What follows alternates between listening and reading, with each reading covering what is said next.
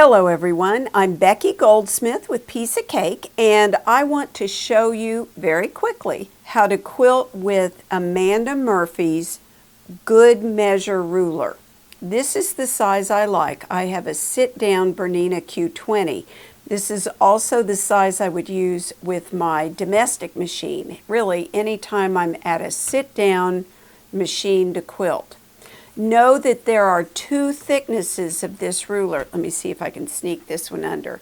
The thinner version, which is about 3 millimeters thick, is for low shank machines, and that would be for machines where the foot does not do any hopping up and down. The foot goes down, it stays down. You can use this ruler with that foot. The thicker style, which is the long arm thickness, it's probably maybe twice as thick as this. It's somewhere around 6 millimeters, give or take. You need to look at your own machine and read the instructions and decide which one of these two rulers is best for you, the thinner low shank or the thicker long arm thickness. Because it does make a difference. If you have the wrong ruler for you, it isn't going to work.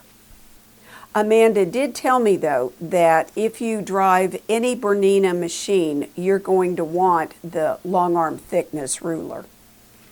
What I'm demonstrating are just straight lines. Really simple stuff. You can work with the ruler behind the foot, to the side of the foot, in front of the foot, whatever suits you. I like working front to back with the ruler on the side, and it's got lovely marks on it at varying distances apart, at 1/4 inches and 1/2 inches.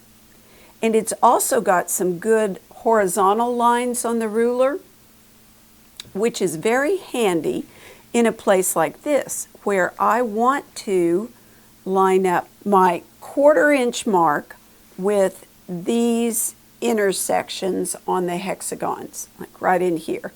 And I don't exactly have a plan. I'm going to keep my lines an inch or so apart, and then I'll go back and put more lines in.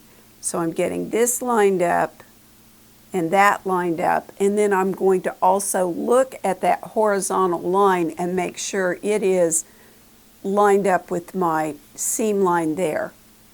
All right, getting my ruler lined up. The ruler is non-stick on the bottom. Notice that my foot is high right there, so I need to sink my needle, and then I eyeballed it to get the ruler in place. And then I'm using a firm grip with my left hand as I let the ruler guide my stitching. And every now and then stop with your needle down and shift your ruler. So I am holding the ruler in place and sort of pushing it against the collar of my darning foot.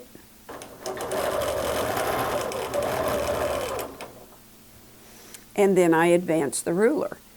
I could as easily be lining my ruler up with previous stitches.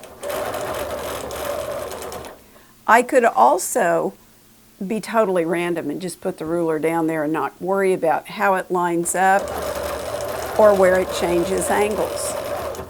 I could also, if I wanted to, change direction entirely and move the ruler and sew off to the right, or I could go back to the left.